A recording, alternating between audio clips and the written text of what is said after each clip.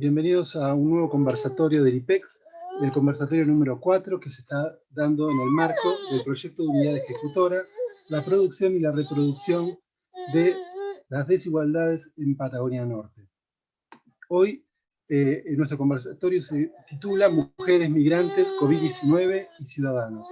Tenemos como invitados a la doctora Brígida Baeza del IESPAT, de la Universidad Nacional de la Patagonia San Juan Bosco, también a Agustina García y a Carlos Barria Ollarzo, del mismo instituto y de la misma universidad. Bueno, para nosotros es un gusto poder realizar este conversatorio en asociación junto con la gente de la Universidad Nacional de la Patagonia San Juan Bosco. Le doy la palabra a Brígida Baeza, que va a presentar más específicamente este conversatorio.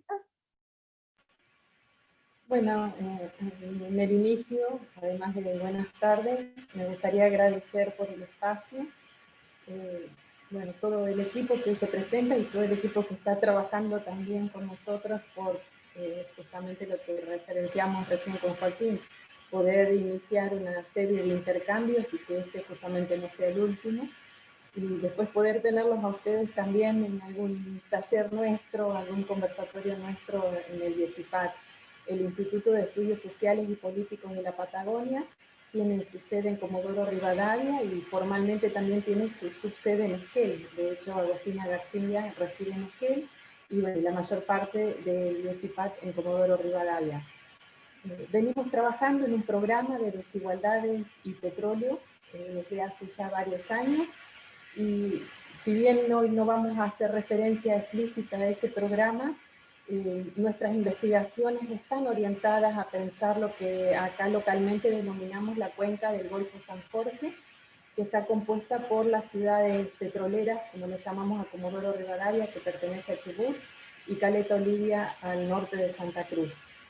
En el caso nuestro, de quienes estamos en este conversatorio, formamos parte de proyectos de investigación donde trabajamos procesos migratorios limítrofes, en particular mayormente cuestiones de género en relación a la migración que proviene de Bolivia.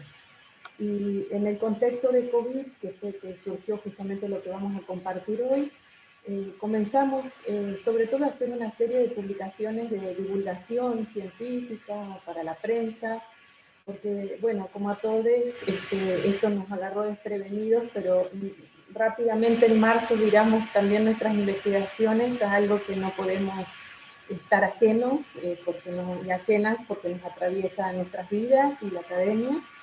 Entonces hoy queremos compartir un fragmento de lo que hemos estado trabajando justamente desde el mes de marzo. Eso, desde ya sumamente agradecida. Si quieren, comenzamos con la presentación o que Carlos y Agustina también se presenten.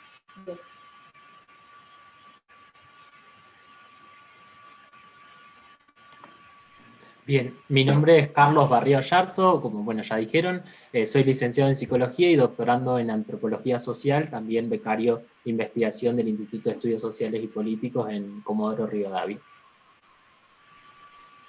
Bueno, hola a todos, mi nombre es Agustina García, yo soy nutricionista, egresada de la Universidad Nacional de Córdoba.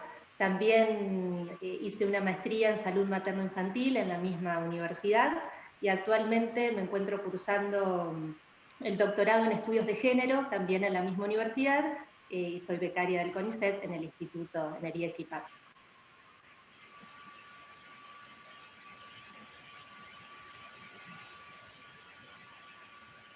Bueno, creo que podemos dar inicio a la presentación.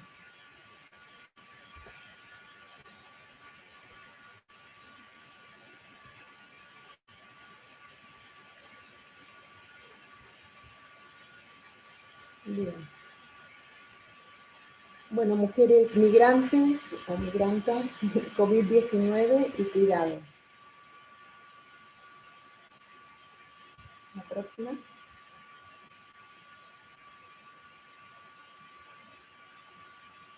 En el contexto que se inicia en el mes de marzo y a partir de aquella primera participación por convocatoria de agencia de CONICET que se hizo un mapeo a nivel nacional, participamos con algunas entrevistas y fuimos detectando en el inicio una serie de problemáticas, pero en aquella oportunidad no realizamos algo específico sobre migraciones, sino en términos generales. Luego, para una convocatoria lanzada por Agenda Migrante 2020, donde también han participado colegas de la Universidad de Comahue, ahí sí trabajamos específicamente con problemáticas que aquejaban a los grupos migrantes, y en aquella oportunidad surgió justamente lo que estaba ocurriendo con las mujeres, en el caso de las mujeres, y de ahí que en otro proyecto que está mencionado acá, que pertenece al MINCIP, y también donde se hace un relevamiento en términos generales en toda la provincia de Chubut, es un macro proyecto, ¿no? Porque ahí no solo relevamos en términos de grupos sociales, laborales, sino juveniles, con cuestiones de género. Bueno, ahora creo que se va a hacer algo sobre empresariado también en Chubut. Pero bueno, es un macro proyecto que abarca diversas problemáticas de la provincia de Chubut. Y en aquella oportunidad, que sería el segundo relevamiento en el que participamos dentro de la propuesta del MINCIP, nos abocamos específicamente al caso de mujeres, y si bien no formó parte de preguntas para todos los grupos sociales, en el caso de las mujeres orientamos específicamente nuestras preocupaciones a todo lo que tiene que ver con rescatar las voces y sobre todo pensar qué estaba ocurriendo al interior de los hogares con estas mujeres, y qué estaba ocurriendo principalmente con algo que habían mostrado ya preocupación en el mes de marzo, que tenía que ver con las cuestiones laborales, con cambios a nivel justamente del trabajo. Bueno, en el mes de mayo más precisamente, donde relevamos las cuestiones laborales. Y bueno, lo que fuimos viendo va a ser lo que justamente va a compartir Agostina. Luego va a servir Carlos con el relevamiento de Agenda Migrante 2020, y luego voy a cerrar yo con una caracterización general de la provincia de Chubut. Bien. Bien. Bueno, siguiendo la línea de lo que Brígida comentaba, para la presentación, o bueno, para el armado de esta presentación, recuperamos dos categorías teóricas: por un lado las prácticas alimentarias, y por el otro lo que tiene que ver con las prácticas de cuidado. Las prácticas alimentarias nos resultó interesante poder trabajarlas desde la perspectiva de la antropología alimentaria, porque este campo de estudio ha realizado aportes muy significativos a lo que tiene que ver con el campo de la alimentación y la nutrición, específicamente en la incorporación de dimensiones sociales y dimensiones culturales para el análisis o la comprensión o la profundización de las prácticas alimentarias. Entonces, en esta línea, siguiendo los aportes de la antropología alimentaria, las prácticas alimentarias no son reducidas a una perspectiva biologicista que está ligada, digamos, al modelo biomédico hegemónico, o a una mirada cuantitativa, individualizada, prescriptiva, que suele predominar en los abordajes sanitarios, sino que esta mirada de la antropología alimentaria habilita a comprender las prácticas alimentarias justamente como prácticas sociales, como prácticas históricas, colectivas, que producen y reproducen todo un entramado sociocultural, bueno, que se teje en torno a lo que tiene que ver con la cocina y con el comer. Entonces, en este sentido, las prácticas alimentarias también tienen que ver con la selección, la preparación de los alimentos, la distribución, todo lo vinculado a las preferencias alimentarias, a los gustos, a las significaciones que nos trae esos alimentos o esas comidas, a los compartires, a todo esto que se va tramando en las unidades domésticas o en los grupos sociales. Y en relación a la noción de los cuidados, nos pareció interesante poder entenderlos como un trabajo que está orientado a mantener el mundo común a partir del sostenimiento de la vida. Y en este sentido, bueno, muchas autoras vienen trabajando la línea de los cuidados, como es Rosario Aguirre, o Pascal Molinier, que dan cuenta que los cuidados son un trabajo no remunerado, que tiene un escaso reconocimiento y valoración social, y que también tiene un fuerte rol genérico. Y esto lo vimos sumamente reflejado en las entrevistas que pudimos ir realizando a mujeres migrantes de distintas nacionalidades que habitan en diversas geografías de aquí de la provincia de Chubut. Entonces, en este sentido, nos parece interesante poder incorporar un análisis en clave interseccional en torno a este sostenimiento de las prácticas alimentarias y los cuidados, porque también tiene que ver con una cuestión de cómo se va entramando no solo la noción de género, sino también que el género se pone en diálogo con la clase social, con el origen nacional, con la pertenencia étnica cultural, y van configurando relaciones de poder y relaciones de desigualdad que, bueno, nos parece sumamente interesante también ponerlas en juego en este análisis. Bueno, en este sentido, en las entrevistas pudimos ir visibilizando el fuerte rol genérico que involucra el sostenimiento de la alimentación y de los cuidados al interior de las unidades domésticas, como decíamos anteriormente, entendiendo que son trabajos no remunerados, que tienen escaso reconocimiento y valoración social, y que recae en los cuerpos de las mujeres migrantes.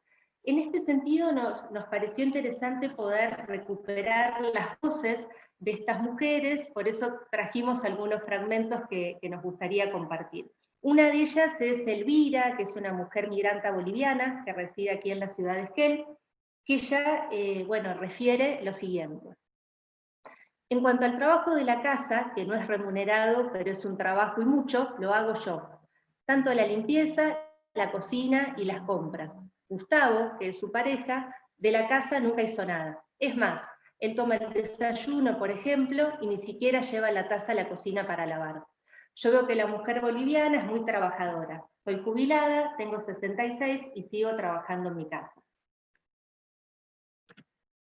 Esto también, sigue en la línea de otras mujeres migrantes, en este caso de Lucía, que tiene 39 años, que ella es de Perú y habita en la ciudad de Comodoro Rivadavia, y refería lo siguiente: en casa somos mi nena y yo las que nos encargamos de los quehaceres de la casa. Ella tiene 16, pero yo siempre me encargo de la comida, yo hago las compras. Y una migrante dominicana de 23 años que vive en Gobernador Costa comentaba: nosotros somos 3 adultos y un nene. Para los quehaceres de la casa estamos yo y mi mamá, somos las que más estamos en casa. Entonces, en este sentido, poder recuperar estas voces donde las mujeres van refiriendo situaciones similares, a pesar de tener diversidad de edades, esto va dando cuenta cómo el sostenimiento de la vida, que implica una intensa mano de obra femenina, no solo en términos de lo físico, de lo intelectual, sino también del trabajo emocional y afectivo que implica este sostenimiento de los cuidados al interior de los grupos domésticos y que es imprescindible para el bienestar humano. Entonces, en esta línea las entrevistas fueron dando cuenta de que las prácticas alimentarias en lo cotidiano están estructuradas mediante la incesante gestión femenina, siendo la mujer la principal cuidadora nutricional. Y que este término de cuidadora nutricional es una categoría que venimos trabajando con otras colegas de la Universidad Nacional de Córdoba, y que tiene que ver justamente con esto, con poner en discusión quién sostiene los cuidados, o quién es esa figura que va a realizar la tarea de los cuidados, de la selección, de la distribución, de poner en juego las normas mientras se desarrolla también las prácticas alimentarias. Además de estas tareas de cuidado que están vinculadas a la alimentación, también pudimos observar en las entrevistas que estas mujeres migrantes se desempeñan en el ámbito laboral formal, en trabajos que tienen que ver con el cuidado de adultos mayores, o trabajos relacionados a la limpieza en casas domésticas, en casas particulares. Por lo tanto, recae sobre sus cuerpos el trabajo reproductivo, pero también el trabajo productivo. Y en este sentido, bueno, muchos trabajos de investigación vienen dando cuenta que las mujeres migrantes se ubican en los trabajos que están ligados a los cuidados de adultos mayores, de niñeces, de limpieza de casas, y que también esto tiene que ver con una construcción que recae también en sus cuerpos, vinculadas a las mejores capacitadas para realizar este tipo de tareas, ¿no? Cómo este trabajo productivo también está atravesado por la cuestión de género, por lo etnificado, por lo racializado.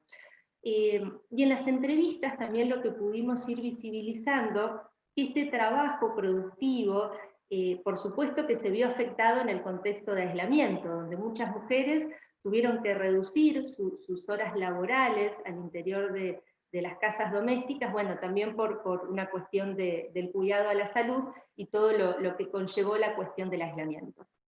Entonces, bueno, lo que podemos ir refiriendo es esta sobrecarga en los cuerpos femeninos que asumen las anteriores tareas que tienen que ver con la alimentación y los cuidados, pero también estas nuevas actividades que van apareciendo en estos nuevos contextos de aislamiento, que están vinculados al cuidado de adultos mayores o al acompañamiento de niñeces, por ejemplo, en lo que tiene que ver con prácticas educativas. Bueno, y para ir cerrando y dar lugar a Carlos, nos resulta necesario poder incorporar un análisis interseccional en torno al sostenimiento de las prácticas alimentarias y los cuidados, porque esta teoría o los aportes de la interseccionalidad nos permite comprender cómo van operando los distintos modos de desigualdad y las relaciones de poder que se entraman en los cuerpos de las mujeres migrantes.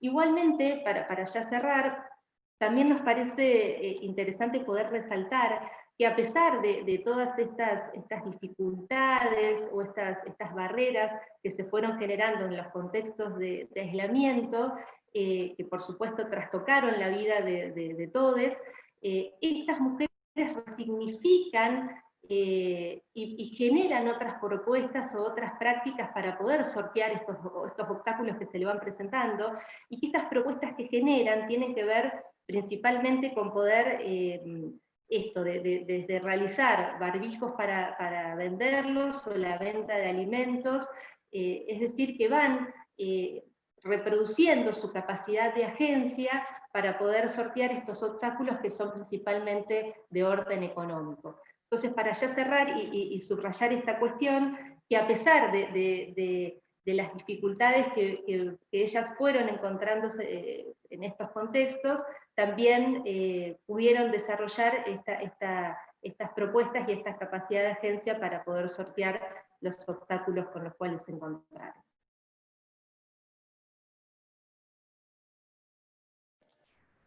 Buenísimo, Agostina, muchas gracias. Bien, en esta instancia nos interesa profundizar un análisis sobre las políticas estatales y los cuidados comunitarios de grupos migrantes en contexto de aislamiento social preventivo y obligatorio a partir de la pandemia. Bueno, este trabajo surge a partir de la tarea que venimos realizando de investigación desde marzo, como comentaba Brígida, a través de diferentes proyectos de investigación y particularmente en nuestro grupo vinculado a migraciones. Bien, en este sentido nos interesa dar cuenta de las tensiones que existen entre la gestión de la política pública en el contexto de pandemia y las estrategias de cuidado comunitario de grupos migrantes en un contexto que está marcado por diferentes formas de desigualdad. Para ello tomamos algunos aportes de diferentes autores y autoras que nos ayudan a pensar nuestro campo de investigación. Por un lado, tomamos la noción de hecho social total, que es un concepto clásico de Moss, retomado y reactualizado por diferentes académicos y académicas para pensar las situaciones de crisis y particularmente para pensar la pandemia, ¿no? Y en este sentido, esta noción nos permite pensar, bueno, de qué manera una situación crítica como la pandemia trastoca diferentes dimensiones, si no todas las dimensiones de la vida social, ¿no? Y también da cuenta, de alguna manera, pone sobre el tapete, pone sobre el relieve el funcionamiento de diferentes instituciones, actores y valores que se desarrollan en nuestra sociedad, ¿no? Por otro lado, nos interesa retomar una perspectiva sobre la política pública, más allá de pensarlas en términos lineales o en términos de la letra o la legalidad de la política pública, nos interesa pensar a la política pública como aquella que se construye a través de la gestión cotidiana, ¿no? Consideramos que la política se construye en una serie de redes y relaciones entre agentes, instituciones y actores que hacen y que construyen efectivamente a la política. En este sentido, consideramos que se puede interpretar a la política pública en cuanto a sus efectos que tienen en la vida de las personas, en cuanto a las relaciones que crean y también en cuanto al sistema de pensamiento que construye a la política pública. Por otro lado, retomamos, bueno, la noción de los cuidados, que como bien exponía Agostina recién, es un concepto, una categoría central en nuestro análisis que venimos observando, y allí, además de los cuidados feminizados y los cuidados dentro de las familias, hay otros autores que van a hablar de el diamante o del rombo del cuidado, ¿no? Y ahí van a decir que la organización social del cuidado está provista por diferentes instituciones, por un lado por el Estado, quien puede proveer cuidados, por el otro lado el mercado, las familias, como ponía Agostina, y también se ha trabajado desde las economías feministas, como esta feminización, invisibilización del cuidado, que de alguna manera sostiene el sistema capitalista moderno, y una cuarta institución, un cuarto elemento importante para pensar este diamante o este rombo del cuidado, son los cuidados comunitarios, ¿no? Estos lazos, estos vínculos que se construyen más allá de los vínculos intrafamiliares, para el sostenimiento de la vida, también como decía Agostina. Toda esta idea de, bueno, que plantea Tronto también, ¿no? Que es una de las teóricas importantes dentro del campo de los cuidados, que va a decir que los cuidados son todas aquellas actividades que hacemos para mantener, para sostener, para reparar nuestro mundo, y cuando habla de nuestro mundo habla de nuestros cuerpos, de nosotros mismos, de la relación con otros y del ambiente en el que habitamos, ¿no?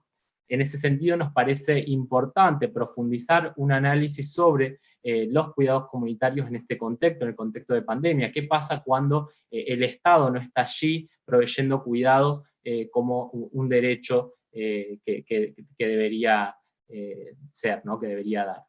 Y un cuarto elemento que nos parece importante destacar es la perspectiva interseccional, que también exponía Agostina, y que de alguna manera nos permite dar cuenta de diferentes relaciones de poder que posicionan a las personas en determinadas situaciones, dependiendo del tiempo, del espacio, y visibilizando diferentes variables de desigualdad, donde se implican diferentes identificaciones y adscripciones identitarias sobre las personas.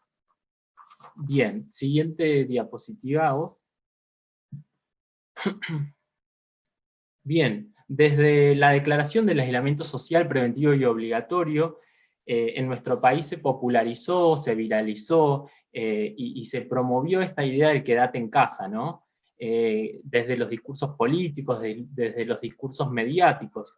Y por momentos parecía que esta consigna, esta normativa, desconocía la imposibilidad de sostener esta normativa, ¿no? De quedarse efectivamente en casa, dado que mucha de la población, en este caso migrante, vive de trabajos en general precarizados, ¿no? Entonces esto trajo aparejado la imposibilidad de sostener trabajos por jornada, la imposibilidad de sostener trabajos de venta ambulante, por ejemplo, ¿no? Entonces, dando cuenta de esto y de la necesidad de asistir a población vulnerabilizada, el Estado Nacional desarrolla la política de asistencia del IFE, ¿no? Que es una ayuda económica que se le entrega a determinadas personas en situación de vulnerabilidad o de bajos ingresos. Pero esto trajo aparejado un problema particularmente para la población migrante, ya que uno de los requisitos para acceder al ingreso familiar de emergencia era tener una residencia legal en el país mayor a 2 años, lo cual no muchas personas cumplían.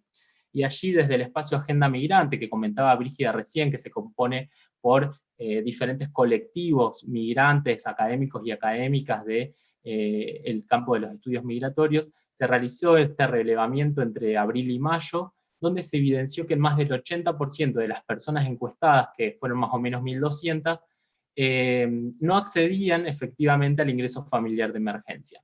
En gran medida por no cumplir este requisito de residir legalmente en el país por más de 2 años, y en otros casos personas que se inscribían y no se les otorgaba el beneficio. Siguiente diapositiva. Bien, lo que vemos en este gráfico es parte del informe de Agenda Migrante a través de la encuesta que se realizó entre abril y mayo, y ahí observamos que un 58,12% de las personas interrumpió su trabajo, por lo cual dejó de cobrar un salario.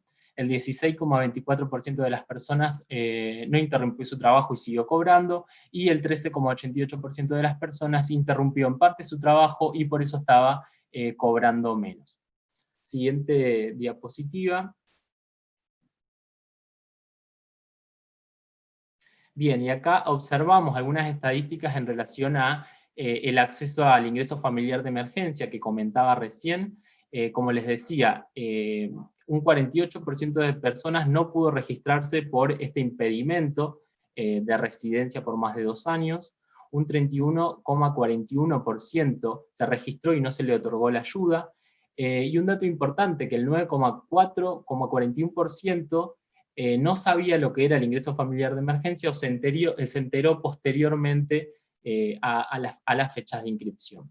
Lo cual nos habla de alguna falla en la información o falta de acceso a los medios de comunicación, ¿no? Y lo importante a resaltar acá es que de las 1.200 aproximadamente personas consultadas, solo el 4% pudo acceder efectivamente al ingreso familiar de emergencia. Siguiente diapositiva. Bien, en este contexto entonces de aislamiento social, muchas personas con empleos formalizados debieron sostener sus trabajos considerados esenciales, en muchos casos por estar ligados al mundo o a la industria de la alimentación. Pero también hemos observado en nuestro relevamiento que hubo muchas personas que debieron sostener sus trabajos que no necesariamente eran imprescindibles o esenciales, y que en muchos casos son precarizados, ¿no? Como lo es la limpieza de hogares, que también comentaba recién Agostina, ¿no? En esta doble jornada de trabajo que debieron sostener muchas mujeres. Allí también encontrábamos relatos de personas que debían sostener sus tareas por miedo a perder los empleos, ¿no? Algo que viene denunciando desde el inicio de la pandemia el gremio de empleadas domésticas. Bien, en este caso también observamos algunas dificultades de quienes se emplean en la construcción de modo independiente, a partir de changas o trabajo por jornada, ante la imposibilidad de dar continuidad a su tarea y recibir ingreso por ello. Y ahí nos encontramos algunos relatos vinculados a el modo en que estas personas sortean diferentes dificultades para cubrir sus necesidades básicas, algo que vamos a detallar enseguida. Siguiente diapositiva. Bien, en lo que respecta a las medidas de circulación, en Chubut, desde el comienzo de la cuarentena observamos una serie de tensiones entre los diferentes niveles de gobierno. Por un lado, el municipio de Comodoro Rivadavia, la provincia de Chubut y las medidas a nivel nacional. En Comodoro Rivadavia particularmente no se acataban en general las reglamentaciones de nivel provincial y tampoco se implementaban las medidas que sugería el gobierno nacional. Por ejemplo, para el caso de aquellas ciudades donde no había transmisión comunitaria, el gobierno nacional había recomendado estas cuarentenas comunitarias, lo cual Comodoro Rivadavia no acató y tuvo recién transmisión comunitaria los primeros días de julio.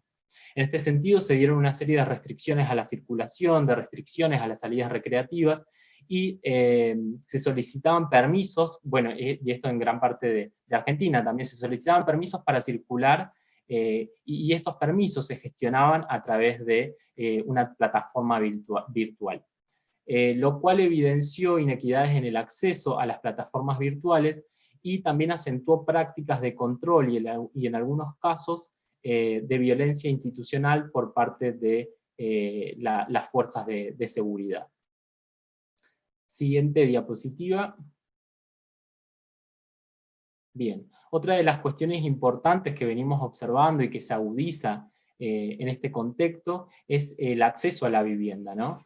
En Comodoro Rivadavia, particularmente, muchas personas migrantes habitan en las denominadas extensiones barriales, ¿no? Que son espacios en general desprovistos de infraestructura urbana y de acceso a servicios básicos como agua potable, luz o gas natural.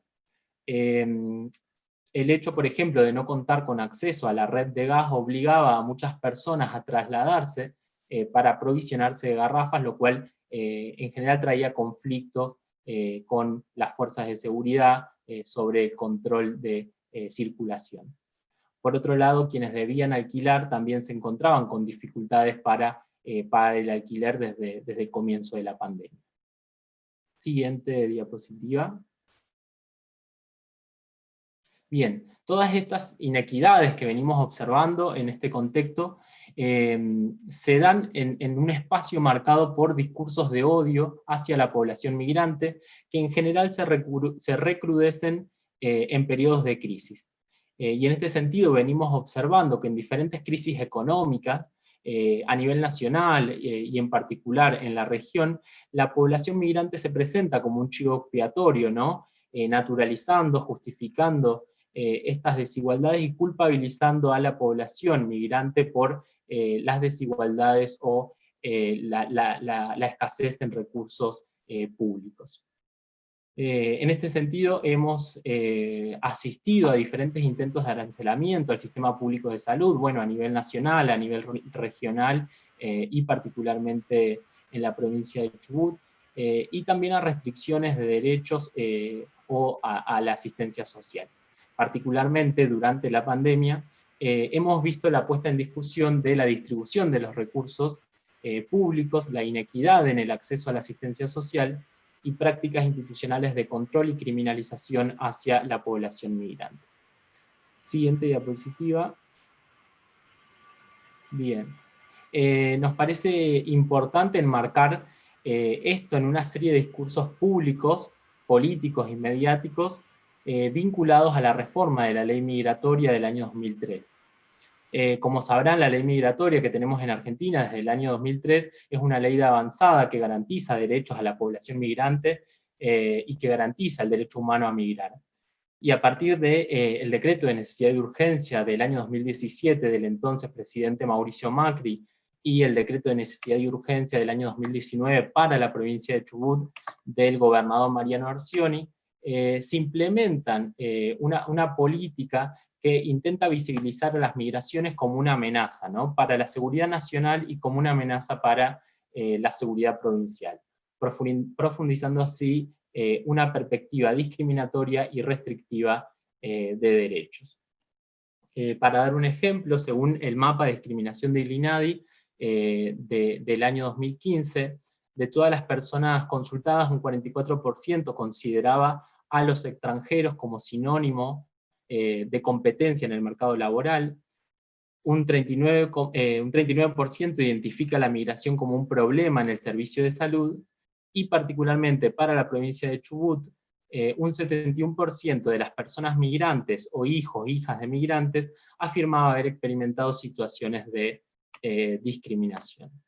Entonces, en este contexto es que toman forma las políticas promulgadas en el periodo de pandemia, en el que se evidencian diferentes formas de desigualdad que tienden a profundizarse.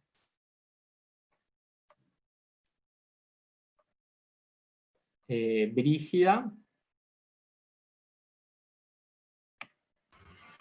Bien, gracias. Bueno, Agostina y Carlos avanzaron en gran parte de lo que justamente queríamos compartir. Fue toda una decisión comenzar, digamos, de lo micro a lo macro, desde las prácticas alimentarias y de cuidados a acciones más estructurales de la provincia de Chubut. Cuando hablamos de construcciones de lazos en cuarentenades, tiene que ver justamente con estas redes que mencionaba Carlos, que se fueron activando y que contribuyeron y siguen contribuyendo a paliar la situación actual. No sé cómo minimizar los cuadros de la derecha para poder leer todo, pero bueno, les voy a ir como adivinando porque no me aparece todo el PowerPoint entero a mí. Justamente lo que venimos observando es esta consolidación de redes comunitarias previas, porque justamente Carlos mencionó la vida en los asentamientos, y la vida en los asentamientos se basa justamente en la construcción de estas redes de paisanazgo comunitarias y hoy en cuarentenadas. Hay organizaciones políticas como el CCC que instaló inmediatamente una serie de comedores de mediodía y de reparto también a domicilio para aquellas familias justamente que no podían afrontar la subsistencia. También, digamos, desde el municipio se activaron también otras redes de solidaridad, entre otras cuestiones, y lo que estamos viendo también es que se activaron otra serie de ayudas, como pueden ser las religiosas, dentro de lo que serían los templos evangélicos. ¿Puedes pasar la otra? Y cuando hablamos justamente de las particularidades de Chubut, nos interesa remarcar también que al igual que el resto del país, justamente lo que se fue viviendo y seguimos viviendo es la profundización de una serie de desigualdades sociales previas ya existentes. Y un tema que se venía hablando, pero no era crucial, porque justamente existían una serie de sustitutos de esto, tiene que ver con la brecha digital. Ni bien comenzó la cuarentena y se fue virtualizando la educación primaria, secundaria y universitaria, bueno, a nosotros nos recordaron justamente las familias con las que trabajamos, que ya era difícil la asistencia al colegio presencial. En los lugares donde trabajamos existen para varios sectores un transporte escolar que lleva y trae a los niños porque es muy difícil el acceso, no hay un colectivo de línea que los pueda pasar a buscar, y en la catástrofe del 2017 bueno, se acrecentaron las dificultades porque fue la zona más anegada en Comodoro Rivadavia, que es la zona del extremo sur de la ciudad. Entonces pensábamos justamente en estas niñeces y bueno, hemos hecho a lo largo del año conversatorios, nos hemos juntado con los docentes que trabajan en estos lugares y justamente la dificultad está, y en el caso de ellas van casa por casa a entregar los cuadernillos, que bueno, también hay toda una larga historia con esos cuadernillos que no la vamos a señalar aquí, pero bueno, es el único modo también de llevar algún tipo de acceso a la educación en este momento. Pero así como aún no se ha evaluado qué pasa con la educación virtual, menos aún con aquellos que no han accedido justamente a la escolarización, que seguramente en diciembre se va a hacer una evaluación, esperemos, de cuál es la situación. ¿Otra?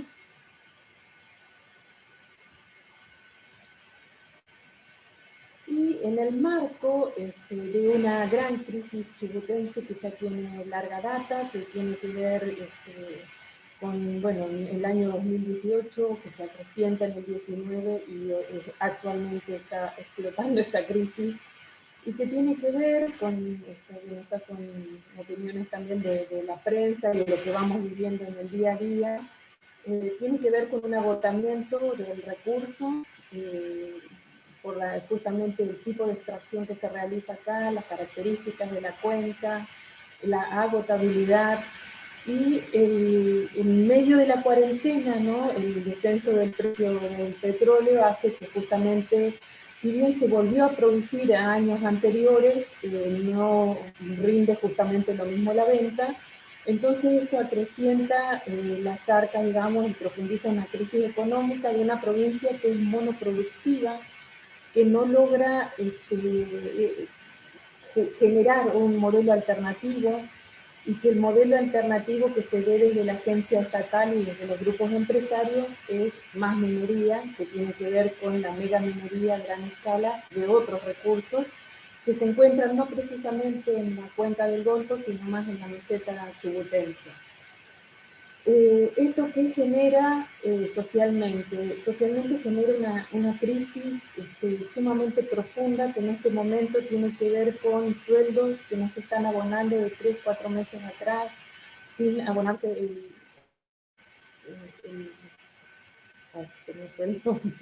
pero todo lo que tiene que ver justamente con salarios docentes, de todo el empleo público, de jubilados de la provincia de Chubut y el medio.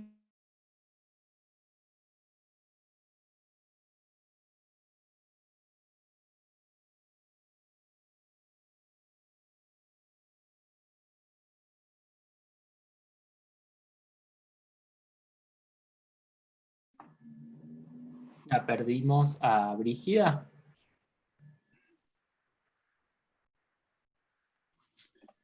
Hola, yo escucho acá, sí me parece que es Brígida. Se congeló. Sí, debe tener mala señal. ¿Carlos o Agustina?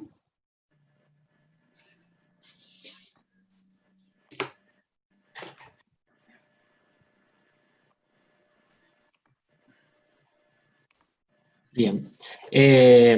Bueno, lo que venía comentando Brígida es la situación que estamos atravesando en Chubut ya hace varios años. Venía comentando la situación, por ejemplo, de los salarios de los empleados estatales que no cobran en tiempo y forma desde el año 2018. Sí, desde el año 2018 hasta la actualidad vienen con problemas gremiales serios y nada. Creo que iba en ese sentido. La siguiente diapositiva, no sé si esperamos a Brígida para que siga comentando esta parte o vamos comentando nosotros. Ahí volvió. Volvió Brígida. No pasa el celular, vuelve a ocurrir lo mismo y pasa el celular. Hablando de brechas digitales. Sí, no, acá en este lugar donde vivo precisamente es muy complicado eso. Y además hay un poco de viento y se corta todo. Creo que bueno, Estábamos ahí, hablando... Sí, te quedaste justo en la parte de la problemática salarial de los empleados estatales en la provincia. Bien.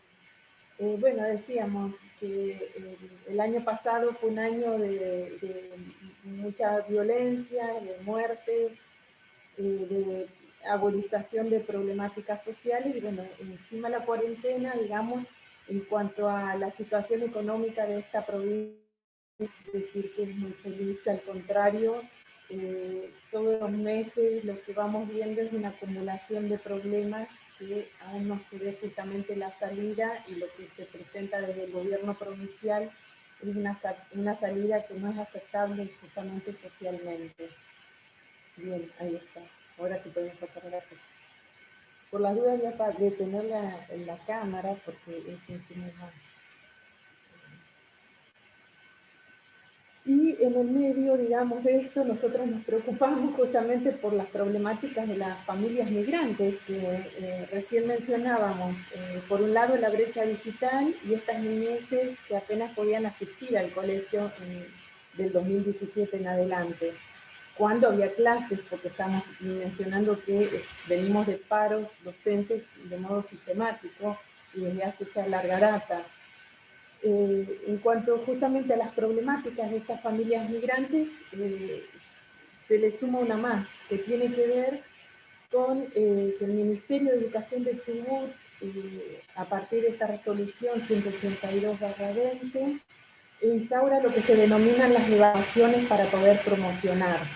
Entonces, si bien al comienzo se habló de la promoción espontánea, ahora actualmente se está trabajando en estas evaluaciones, que cada escuela también las va interpretando y cada docente las va interpretando de un modo diferente, pero estamos hablando de familias que en muchos casos acceden justamente a través de un solo celular, con paquete de datos, a poder ingresar a las aulas virtuales. Pensamos también en jóvenes que en medio de la pandemia han tenido que trabajar mucho más que lo que están acostumbrados, porque justamente Todas las actividades esenciales siguieron adelante y están ayudando a sus familias, en el Valle de Río Negro en la horticultura, en otros lugares como puede ser Comodoro Rivadavia, en los almacenes, en las verdulerías. Entonces, lo que requiere la sistematicidad de la educación virtual no se está pudiendo cumplir. Y el Ministerio de Educación que piensa justamente, que está implementando justamente las evaluaciones para poder promocionar de año.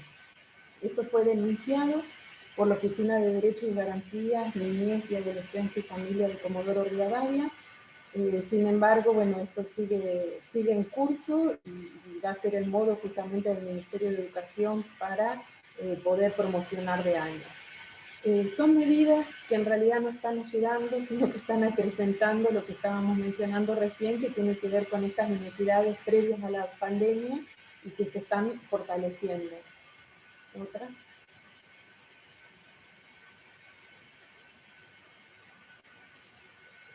Otra de las grandes problemáticas, y esto lo vimos desde marzo, y pensé unos cuantos meses ya pasaron de marzo, que tienen que ver con la situación económica de las familias migrantes, porque justamente aquellas que tienen verdulerías nunca dejaron de trabajar, o los que están en la horticultura tampoco, y bueno, ya mis compañeros justamente mencionaron la situación en la que se está trabajando. Mayormente en toda la provincia, creo que también como es en la capital, en Neuquén, los grupos migrantes trabajan como feriantes, justamente en las ciudades. Acá tenemos una gran saladita, en realidad es la saladita, pero ya es una gran salada. Y hasta el día de hoy no logran, digamos, poder sostener, creo que en este momento están regresando con protocolos en breve, pero nunca lograron de forma sostenida poder habilitar la venta ambulante. Después, bueno, vimos también que con el grupo de senegaleses también en determinados momentos se lo dejan, luego se los vuelve a molestar y se les piden determinados requerimientos. Digamos que en esto es una situación que comparten todos los grupos migrantes y no solo los provenientes de Bolivia, que no logran justamente poder volver a la situación anterior laboral. Esto seguramente ya lo mencionaron, pero ahí fue cuando se me cortó internet, pero seguramente Carlos debe haber mencionado, ¿no? En el caso de quienes, en el caso por ejemplo de mujeres con trabajo, vieron duplicar, triplicar su trabajo. En otros casos han perdido, de tener, no sé, 2 empleos, uno en negro, perdieron el que estaba en negro. O de 3 trabajos cuentan con tan solo uno, porque bueno, estamos hablando de ciudades muy caras. Comodoro Rivadavia es una ciudad sumamente cara y hay justamente sobreempleo en determinado momento, ¿no? El INDEC nos mostró que Radatil y Comodoro Rivadavia son ciudades donde se tienen 2, 3 empleos. Bueno, la crisis a nivel económico, digamos, de la provincia, más el del sector petrolero, agudiza justamente la crisis económica de sectores que son servicios o que trabajan justamente en el empleo doméstico, trabajos de otro tipo de cuidados, y que han sido las más afectadas. Seguramente vamos a alargar un tercer relevamiento, cuarto ya, donde seguramente se va a medir, y es lo que en las últimas charlas con quienes nos han entrevistado, se han contagiado justamente de COVID-19. Entonces, actualmente tendríamos que estar evaluando también las consecuencias que ha tenido el contagio, cómo han quedado justamente sus empleos después del contagio y cuál es la situación actual. Así que calculo que antes de que termine el año vamos a hacer un nuevo relevamiento para poder evaluar este tipo de cuestiones que ahora en algún punto algunas suposiciones, ¿no? Esto de que hablamos acerca de la situación de niñeces y jóvenes en la educación, en relación a la educación virtual, no ha sido algo que indagamos profundamente, pero en las entrevistas justamente salió, cuando hablábamos acerca de los cuidados también. Bueno, básicamente esto es lo que se escucha actualmente. Necesitamos trabajar en las esquinas, en los barrios, en todos lados. Ustedes pueden, si se visita la ciudad actualmente, diversos grupos están pidiendo trabajar justamente, más allá del contagio y de lo que se está diciendo, ¿no? No importa contagiarme, sino necesito comer, necesito que me paguen, etc. ¿Otra?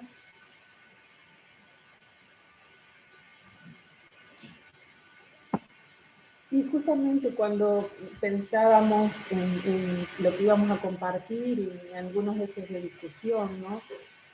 Que tienen que ver con esto que venimos mencionando, ¿no? Por un lado, el acrecentamiento de condiciones estructurales previas, y por otro lado, el agenciamiento, la construcción de otro tipo de estrategias al interior de los hogares, al interior de los grupos, por ejemplo, de migrantes. Pensemos que el año interrumpió absolutamente todo, bueno, no se interrumpieron las elecciones, por ejemplo, se fue a votar igualmente en la época de las elecciones en Bolivia, no así con las elecciones de Chile. Bueno, sus prácticas políticas, pensar cómo se fueron desarrollando, sus festividades que se vieron justamente interrumpidas. La serie justamente de denuncias de cuando se quisieron llevar adelante algunas celebraciones, algunos recordatorios, como algunos velatorios, en el caso de fallecidos de la comunidad boliviana. Bueno, este trastocamiento seguramente nos va a tener por años analizando justamente qué fue pasando con estas vidas, ¿no? Y justamente desde las ciencias sociales nos proponemos justamente agudizar y profundizar lecturas que nos permitan analizar justamente estos lazos, esta construcción de nuevas políticas y justamente qué respuestas se tienen que dar desde el Estado, porque sabemos, y esto creo que también fue algo que lo mencionó Carlos, que quienes quedaron por fuera de la ayuda que provenía del IFE y que ahora estamos en una cuarta versión ya, fueron los grupos migrantes, o sea, de todos los que entrevistábamos, creo que nadie nos dijo que lo había recibido. Entonces, pensar desde una perspectiva de derechos, de cuidados, poner el valor también, ¿no? Este trabajo que mencionaba Agostina, de cómo se lo divide, cómo se lo plantea al interior de los hogares en este momento, cuál es la situación no solo de la primera generación de migrantes, sino también de la segunda, de la tercera, pensar en justamente esta construcción de nuevas narrativas sobre las migraciones en un contexto de movilidades que creo que el año ha sido con una densidad tan importante que hay muchas cuestiones que no logramos aún analizar y que tiene que ver, por ejemplo, con el retorno. En el caso de la migración proveniente de Bolivia se hicieron, creo, 2 o 3 viajes de colectivos repletos de gente que en algún momento se les impidió pasar la frontera, pero bueno, creo que llegaron a Bolivia repletos de gente que quería retornar a Bolivia en plena pandemia, esto hace 2 o 3 meses atrás, y con el consulado de Bolivia auxiliando para que puedan regresar a su lugar de origen. Bueno, hay una serie de cuestiones que creo que nos están justamente desbordando en cuanto a la cantidad, la densidad de problemas que estamos teniendo, y que por eso también la necesidad de centrarnos en algún aspecto, y por eso es que quisimos compartir justamente desde lo micro y llegar a lo macro.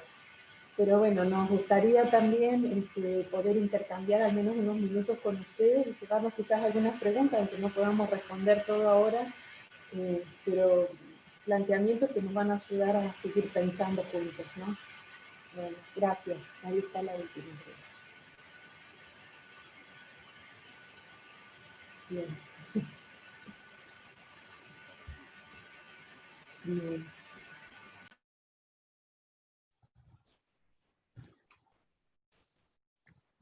Joaquín, si querés Bueno, una breve para intervención. romper el hielo.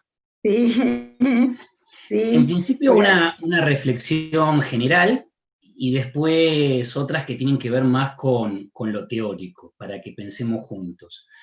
La primera y más general, qué necesario es que tengamos estos espacios de intercambio, ¿no? Cómo de a poco tenemos que ir dando un paso adelante con respecto a los estudios de caso y comenzar a generar capilaridad entre nuestras investigaciones. Estoy pensando en lo potente que sería un proyecto que estudie la desigualdad a escala patagónica, o estoy pensando en un proyecto que piense el impacto socioeconómico del COVID también en esa escala. Lo potente que sería y la agenda que tenemos que estructurar juntos para ir en ese sentido. Esa sería la primera reflexión. Tratar de tomar distancia de los estudios de caso y comenzar a incorporar la perspectiva comparativa. Me parece que esa es la gran apuesta de las ciencias sociales patagónicas. Con respecto a lo teórico, la pregunta va dirigida a los tres. Me preguntaba cuán importante sería incorporar en los estudios interseccionales la variable o la dimensión territorial. No solo hacer el cruce clase social, etnia, sino también la localización de esos actores en el tejido urbano, ¿no? Me parece que esa es una de las dimensiones que deberíamos comenzar a incorporar con mayor asiduidad. Y de ahí al discurso del odio del que hablaba Carlos, que me pareció muy, muy interesante, y me preguntaba cuánto de esas representaciones son en realidad estigmas territoriales, ¿no? Cuánto hay de espacios que son segregados en términos simbólicos, en términos discursivos, que operan sobre la subjetividad.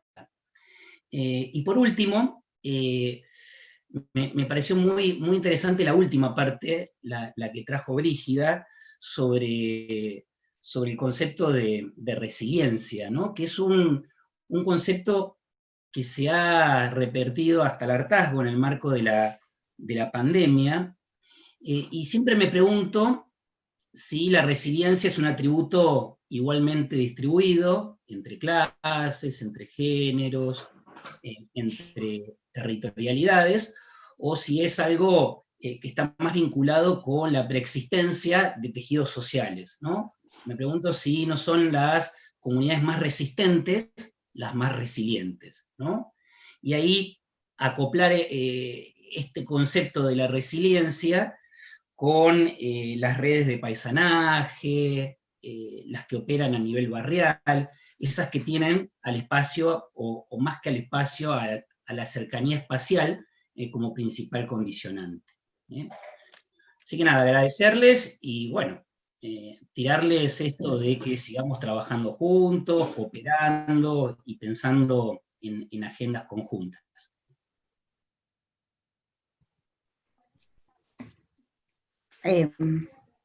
Me permito una intervención breve, Joaquín, digamos, por algunas cuestiones de la doble pertenencia a los compañeros, las compañeras, a Brígida, a Agostina, a Carlos, a vos, Joaquín, a Andrea Gago, que también nos acompañó, y en esta doble pertenencia que a veces una tiene del instituto. Agradecer al IPEX, a UNCO, este espacio de CONICET, y a mis compañeros del IES y PAT de la Universidad Nacional San Juan Bosco, y bueno, muy agradecida también, creo, contentes con este espacio compartido, y bueno, y la necesidad de que las investigaciones en algún punto puedan mirar de esto que me parece que es hoy un momento muy importante, la mirada patagónica, ¿no? Interdisciplinaria. Así que bueno,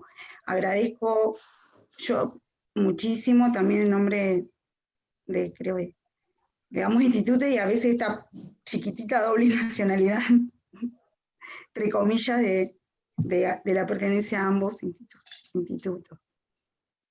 De mi parte, bueno, muchísimas gracias.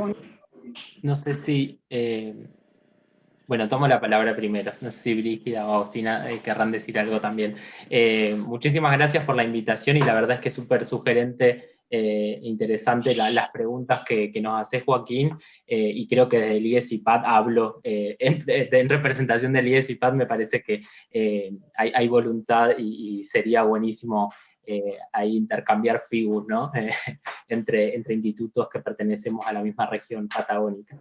Y pensaba en esto que nos decía sobre la variable de lo territorial, ¿no? Y venimos trabajando bastante en el equipo de investigación sobre la construcción de territorios y de qué manera estas prácticas comunales construyen espacios, construyen territorios en ciertos espacios que tienden a ser segregados en la ciudad de Comodoro Rivadavia, una ciudad petrolera, industrial, monoproductiva, como decía Brígida, con todas esas características. ¿De qué manera los migrantes, particularmente provenientes de zonas rurales de Bolivia, con los que trabajamos con Brígida, construyen esos espacios, construyen territorios de manera particular, como la ciudad de Comodoro, los nativos, los nacidos y criados ven a estos migrantes, y la verdad es que ahí hay unos cruces bien interesantes para hacer, desde esta variable que nos decías, de lo territorial y desde la memoria, que Brígida viene trabajando bastante hace un tiempo, y es pionera, me parece, en los estudios de memoria, por lo menos en el cruce de la memoria y la migración, ¿no? Y de qué manera a partir de la reconstrucción de una memoria de aquel lugar que se dejó en Bolivia o en otros países, se construyen lazos transnacionales, translocales, a partir de la cohabitación en un espacio de migrantes que probablemente no se conocían previamente, y construyen espacios de sociabilidad y espacios de cohabitación en la ciudad de Comodoro Rivadavia. Y en ese sentido me parece que también es súper importante pensar ahí la idea de los cuidados, en esto que decía recién, del rombo de los cuidados, este diamante de los cuidados, que puede ir tomando diferentes formas dependiendo de las sociedades que estemos observando, ¿no? Y me parece que particularmente en nuestras sociedades latinoamericanas, lo comunitario, o habría que repensar la categoría teórica de la cual pensamos estos cuidados, que son no familiares, no estatales, sino del mercado, sino otros lazos que se construyen de manera desinteresada en muchos casos, que son los comunitarios, que le hemos puesto en este caso el nombre de los comunitarios, pero que sería súper interesante repensar de qué manera se dan esos cuidados, de qué manera se construyen, y sobre todo en este contexto de una pandemia, y en el que hay un Estado presente, y que hay iniciativas para poder comenzar a pensar los cuidados como una política pública, pensar a los cuidados como un derecho, como un bien social que las personas tenemos, del cual disponemos y del cual usufructuamos, ¿no? De alguna manera. Todos necesitamos cuidados para vivir, y me parece que en los últimos tiempos se ha visibilizado esto, y que es una vía de análisis súper interesante. Así que muchísimas gracias. No sé, Brígida o Agostina, si quieren sumar algo.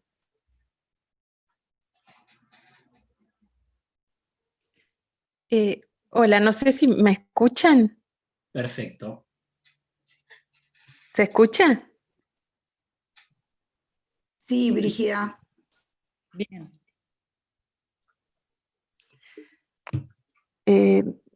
Nada, agradezco cómo fue respondiendo Carlos, y bueno, solo esto, ¿no? Que sería sumamente interesante el desafío de pensar otra escala que no sea la local, más regional, más micro.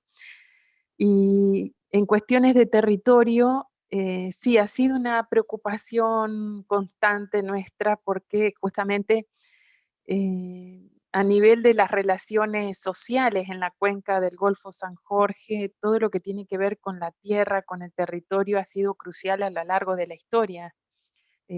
Pensando en la distribución de la tierra pública, bueno, que ustedes han estudiado también muy bien en esa zona de Neuquén, Río Negro, y que en algún punto también nos hemos encontrado con algunos de ustedes en esas investigaciones. Pero pensando en lo que se da, en la trama que se da en nuestras ciudades, tiene que ver mucho más con relaciones donde lo que trabaja Bourdieu a nivel del efecto del lugar, la idea del efecto del lugar, la fuerza que tiene en relación a los grupos migrantes, en general de cómo son observadas desde otros sectores y otros barrios de las ciudades patagónicas, y cómo justamente la idea de la toma de tierra, acá localmente como se los denomina, los asentamientos informales, reproducen también una lógica de dominación a nivel de otro tipo de normativas de tierras, normativas a nivel laboral. Bueno, con Carlos trabajamos, bueno, ahora también con Agostina trabajamos a nivel sanitario, cómo se reproducen estas lógicas del que recién llega, del que hace mucho tiempo que está o el que nació acá. Y mayormente el territorio nos ha preocupado en este sentido, porque tiene que ver con la accesibilidad, con la lejanía, con la cercanía, tal como lo mencionaba Carlos, en el modo en que se van generando esta serie de vínculos al interior justamente de los denominados asentamientos.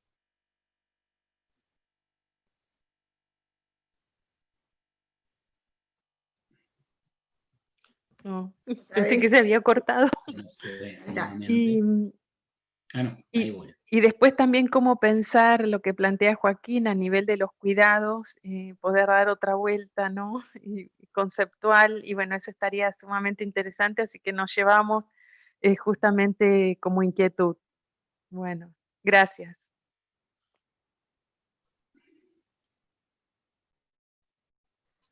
Yo suelo decir unas breves palabras. Bueno, en principio agradecer por el espacio, y en esta línea que planteaba Joaquín, en esta cuestión reflexiva sobre los territorios, también me parece como interesante toda esta apuesta de la teoría de la interseccionalidad, y pensar el territorio desde ahí, en términos del cuerpo como territorio, ¿no? Los cuerpos de las mujeres como territorio de trinchera, que son quienes sostienen toda esta cuestión de los cuidados, y que bueno, va de la mano de la apuesta de los feminismos decoloniales y de todo este aporte que nos vienen a mostrar estos feminismos latinoamericanos, que son sumamente interesantes y urgentes, que también empecemos a incorporarlos en toda esta mirada de los cuidados, del cuerpo como territorio, que no solo están atravesadas por la noción de género, sino por un montón de dimensiones que dialogan y se intersectan, y bueno, recaen en el territorio cuerpo. Y ese concepto me parece que también está re interesante de poder ponerlo en diálogo, ¿no? De ponerlo en discusión. Eso solo. Nuestro PUE tiene una línea que investiga los territorios de enclave, básicamente hidrocarburíferos, y hay una investigadora que ha hecho un trabajo muy similar al de ustedes, con mujeres indígenas, y piensan justamente en esa clave, ¿no?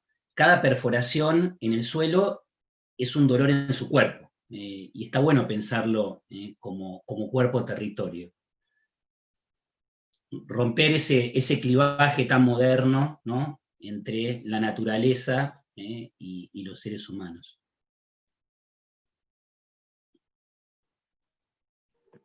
Sobre todo también siguiendo esta línea, ¿no?, en relación a los cuerpos y los cuidados, como esto también que decía Carlos y Brígida, de las memorias, de la recuperación de los saberes ancestrales, que estas mujeres traen consigo desde sus lugares de origen, pero que a su vez reproducen o muchas veces reconstruyen en los lugares de destino, que también tiene que ver con otros modos de entender, de percibir los cuerpos, de construir salud, y que es sumamente interesante poder mirar este otro costado ligado a los cuerpos, a las memorias, a los cuidados.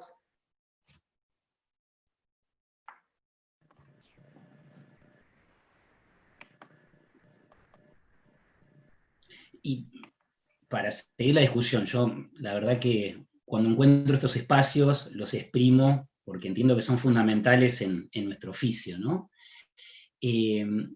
Cuando pensamos en esto de los venidos y quedados, los nacidos y criados y demás, que son identidades muy fuertes en el análisis de lo social en nuestras sociedades, a veces tendemos a pensar, ¿no?, que pueden llegar a reproducir un quiebre o una diferenciación entre centros y periferias, ¿no?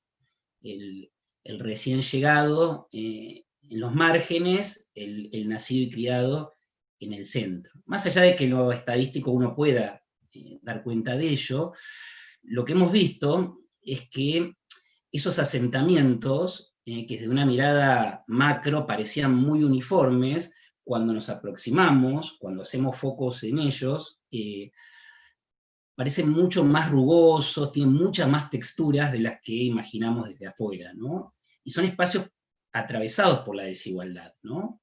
lo que desde afuera, tanto funcionarios como cientistas sociales, pensamos en términos de homogeneidad, asentamiento, nos acostumbramos a taxonomizarlos de esa manera, en realidad tienen mucha riqueza, ¿no?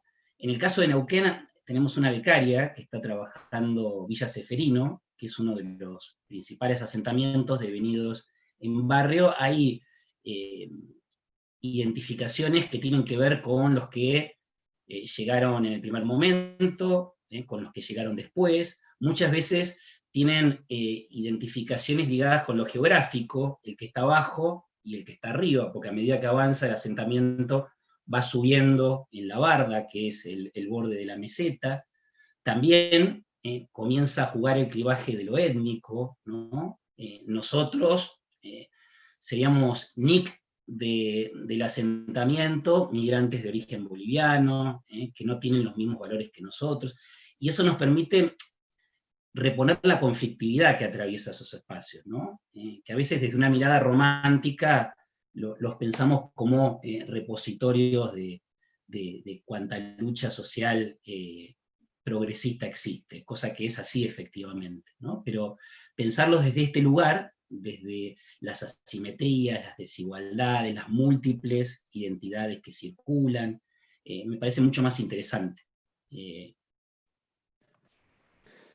Sí, súper interesante. Entonces, Brígida ahí tiene un trabajo bastante largo hecho, no sé si querés comentar, Brígida, pero lo que yo puedo decir es que efectivamente vemos esto en los sectores donde trabajamos.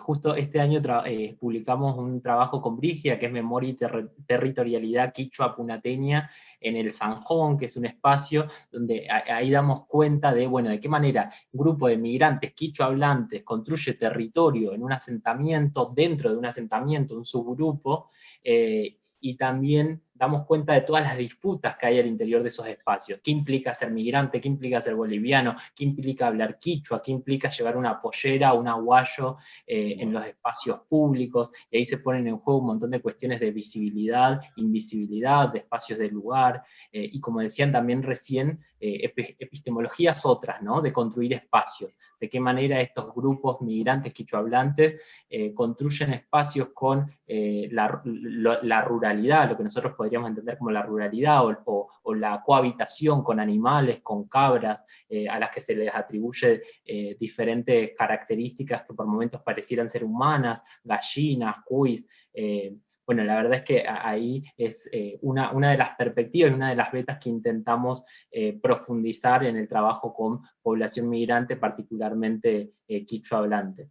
Y esto que decís de los nacidos y criados me parece que constituye en gran medida la población, por lo menos comodorense, ¿no? Incluso se hace carne en las reglamentaciones legales para acceder a territorios. Ahí hay algo que trabajó Brígida hace bastantes años también, que tiene que ver con la reglamentación que hay sobre un sistema de puntos para acceder a territorios, para acceder a terrenos, a tierras, ¿no? Y los nacidos y criados tienen más puntos por haber nacido en Comodoro ante los migrantes y los extranjeros, ¿no? Y esto es algo que, si vemos en perspectiva histórica, se ha reproducido con las diferentes migraciones. Comodoro, como gran parte de la Patagonia, tiene una migración fuerte chilena, ¿no? Y actualmente es la más numerosa, pero la migración chilena ha pasado a ser una población más establecida, ¿no? Y hoy los outsiders, los recién llegados son los bolivianos, los paraguayos, los dominicanos, quienes han pasado, parece ser, a cumplir o a ocupar este rol que antes ocupaban los chilenos, que eran, bueno, esos que viven en la marginalidad, quienes no se adaptan a la sociedad, y hoy eso lo vemos repetido con la población migrante boliviana y de otros países limítrofes, que son los nuevos migrantes, ¿no? Es igual en Neuquén, así que bueno, tenemos que comprometernos a hacer estudios comparativos. No queda otra, ¿eh?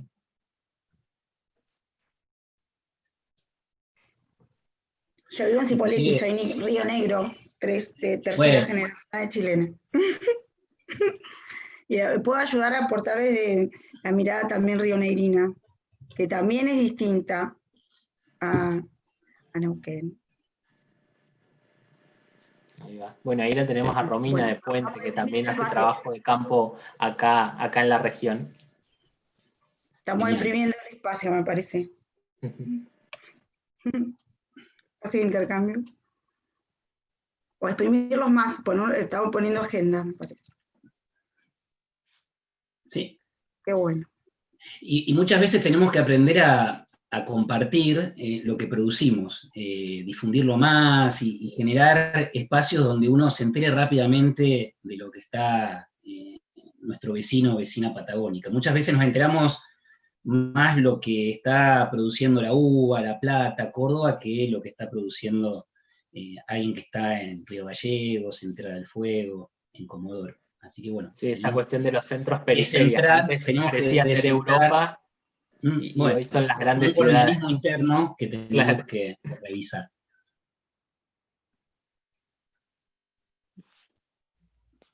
Bueno, yo sigo con, no sé si me escuchan ahora, mis dificultades, estoy apenas los puedo escuchar con el celular, pero entiendo que la respuesta que dio Carlos y la que dio Agostina fueron de lo más acertadas y compartieron parte del trabajo que estamos haciendo acá y que ya lleva varios años.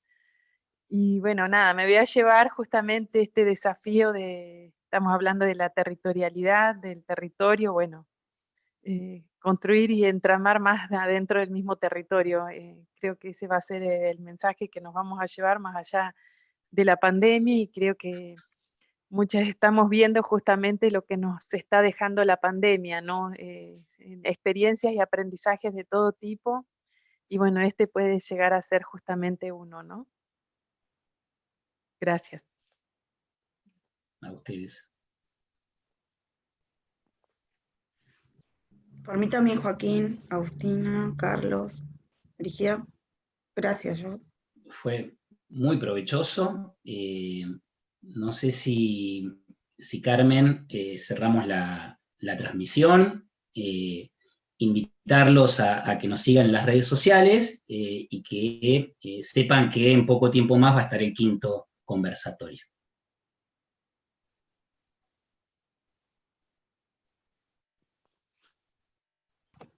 Cerramos. Ahí. Listo, ya salimos del vivo. Gracias. Buenísimo. Bueno, muchas gracias. Salió muy lindo, A ustedes. Aprendí un Gracias a montón. ustedes. Aprendí un montón. Miren, me llevo un montón de apuntes y de lecturas. Súper lindo Súper el espacio, interesante. re interesante, muy, muy lindo. Bueno, Sí, espero que sea el primero de muchos. Sí, Sí, esa, ya los no, vamos a por eso invitar. yo digo eso y me lo voy a tomar en serio, me encanta la Sí, idea. tomémoslo en serio, tomémoslo en serio. Sí. Sí. Antes te porque- acordás, Brígida, de nuestra época, cuando éramos jóvenes, para esto hacía falta muchísima plata, porque había que mover a alguien. Bueno, claro. ahora, nada, está a un clic de distancia. Sí, Sí, yo pido totalmente de perdón acuerdo. también porque yo soy más o menos grandecita, pero o sea, hay cosas que me voy aprendiendo sobre la marcha. Joaquín, Agustina, Carlos, Brígida, no, Carmen, o sea, no, tal vez afinar un poco la organización, por estas cosas que la pandemia aceleró y los contextos, ¿no? Entonces, pero no, capaz entré atropellada y pensando que lo único que tenía que hacer era asistir. O sea, mil disculpas. Pero estuvo No, muy bien, bueno, me después- parece, ¿o no? Sí. Estuvo súper bien la Estuvo re lindo, organización y sí. cómo salió todo. De este Sí, a lado se veces sintió nos súper cuesta bien. porque nuestro instituto es bastante grande Ajá. y tenemos como un cuerpo que se llama el Comité Científico, que está integrado por coordinadores de diferentes núcleos. Entonces muchas veces hablamos con los coordinadores y nos cuesta que esa información llegue a los integrantes. Bueno, pero nada que no podamos subsanar en el 5º, Romy. Bueno, y a mis compañeros Elías y Pan también. Saqué la foto, Romy, que vos querías, después te la mando por No, Facebook. yo aprendiendo porque por otros espacios que, digo, si hubiera sabido, capaz que hasta me... Entonces el tiempo. No, ahí después te la mando. Así No, sí que hemos compartido para tener memorias de espacios Sí, conjuntos, sí. me parece Bueno. también, Sí, ¿no? sí. Ahora te la mando. Registro. Bueno. Bueno, gente, me tengo que ir a otra reunión. Un Bueno, gustazo. Muchísimas gracias. Un gustazo, muchas Un gracias. abrazo, un gustazo también. Gracias. Nos vemos Bueno. en la próxima. Nos vemos. Que anden muy bien. Adiós. Hasta la próxima. Un abrazo. Adiós.